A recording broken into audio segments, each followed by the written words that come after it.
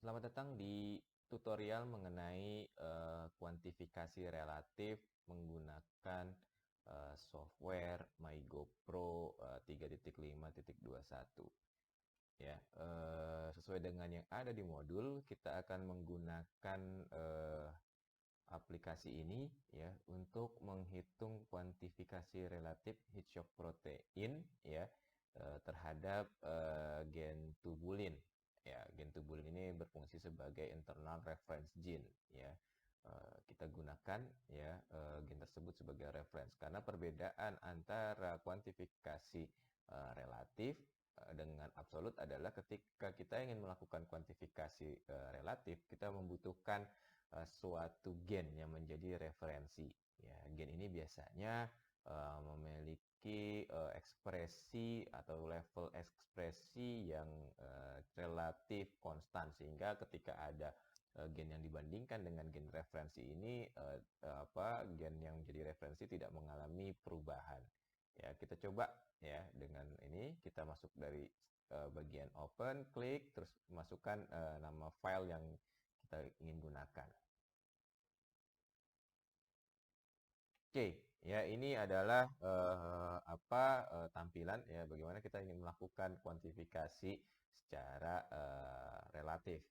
Nah, ini profilnya kebetulan menggunakan dua tahap ya pengambilan data, acquire data ini menggunakan fase annealing ya di sini.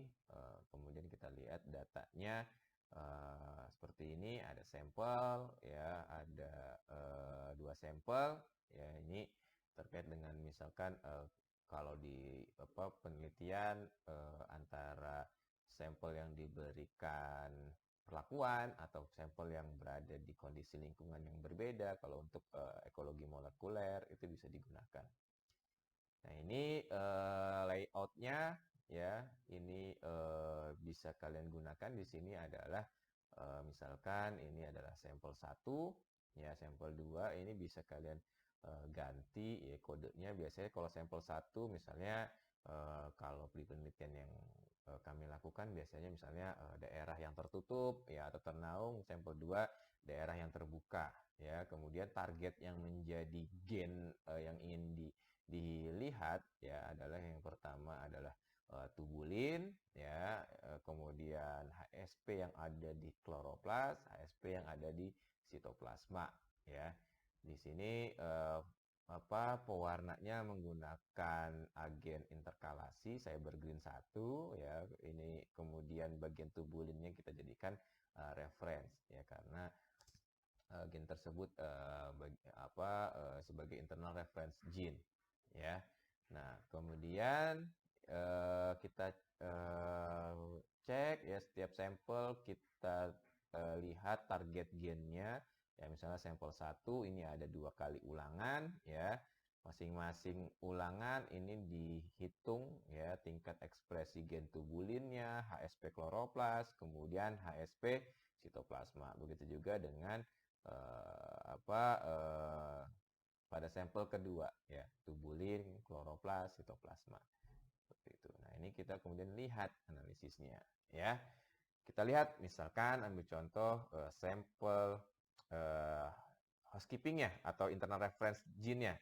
Ya, kita gunakan sampel 1 ya, misalkan ini kemudian sampel 2 ya, kemudian sampel 2 lagi, ulangan kedua, referensi kedua. Nah, ini adalah gambaran ya di sini ya, di mana ini adalah reference gen ya. Kalau kita lihat nilai CEKI-nya juga tidak berbeda jauh ya, di kisaran 20 sampai 22 ya. Jadi level cycle threshold atau cycle quantification-nya masih dalam rentang yang berdekatan, jadi tidak ada perbedaan yang signifikan ya di level ekspresinya. Jadi cenderung konstan ya, baik di sampel kondisi 1 maupun kondisi kedua. Ya, kemudian kalau kita lihat ya misalnya sampel 1 ya, kita bandingkan untuk kloroplas ya. Ini yang warna biru ya, ini adalah sampel 1. Kemudian kita lihat yang kloroplas untuk sampel 2 ya. Di sini kloroplas, nah lihat ya. Jadi kalau kita lihat ada sedikit perbedaan tingkat ekspresinya ya, yang di sampel 1 yang kloroplas itu nilai CQ-nya atau CT-nya lebih rendah ya, kalau kita lihat dari kurva ya. Ya, kemudian yang di sampel kedua itu agak lebih belakangan, lebih kecil ya, lebih besar nilai CQ-nya, atau kalau kita analogikan jumlah ekspresinya lebih rendah ya. Kemudian kalau kita lihat ya di sitoplasmanya ya, sampel 1 ya, kemudian dengan sampel 2 ya, kita lihat nah ini cenderung mirip ya, artinya dalam kisaran yang sama ya. Di sini kita bisa lihat oh ternyata untuk HSP kloroplas ya, antara sampel 1 dengan sampel 2 itu ada perbedaan ya tingkat ekspresinya, sementara untuk yang sitoplasma tidak ada perbedaan. Nah, dengan software MyGo Pro ini kita bisa melihat bagaimana secara relatif ya kuantifikasi ini dilakukan. Kita klik bagian di sini ya, relatif kuantifikasi ya. Nah, ini kita bisa lihat ya bagaimana analisis yang dilakukan. Ya, ini auto, ini biasanya rasio. Nah, ini adalah nilai rasio ya. Kita tidak melakukan normalisasi rasio tersebut, jadi auto. Ya, kita pakai auto saja. Ini berdasarkan grup sampel. Ya. Kalau kita lihat ini sampel 1 ya, kita lihat nilainya misalnya di sini ini kloroplas ya, ini sitoplasma. Ya, jadi kalau dibandingkan antara sampel 1 nilai heat shock protein dibandingkan dengan tubulin ya, nilai rasionya 0,025 ya, ini 0,018 ya, ini jadi ada perbedaan ya tergantung dengan tipe sampelnya. Kalau kita lihat ya di sini sampel yang satu ini memiliki tingkat ekspresi gen heat shock-nya lebih tinggi dibandingkan sampel yang kedua. Sementara kalau yang heat shock sitoplasma ya, lihat ini nilainya tidak mengalami perbedaan. Ya, kita bisa buktikan dengan apa? Kita pengelompokannya bukan berdasarkan sampel tapi berdasarkan target atau berdasarkan gen. Ya, kalau kita lihat di sini ya, HSP kloroplas ini untuk sampel 1, ini untuk sampel 2. Ya, lihat ini kloroplas terjadi perbedaan ya. Sementara yang ini tidak ada perbedaan ya, nilainya sama ya, rasionya sekitar 0,018, ini juga 0,018. Jadi inilah yang dikatakan sebagai kuantifikasi relatif. Jadi berapa tingkat ekspresinya ya suatu gen dibandingkan dengan internal reference ya, gen standarnya apa. Ya, beda dengan absolut. Kalau absolut ada kurva standar. Ya, jadi nanti nilai CQ bisa diubah atau diketahui untuk menghitung jumlah konsentrasi gen, jumlah salinan gen ya. Tapi kalau relatif ini kita ingin melihat berapa tingkat ekspresi gen itu dibandingkan dengan gen standar.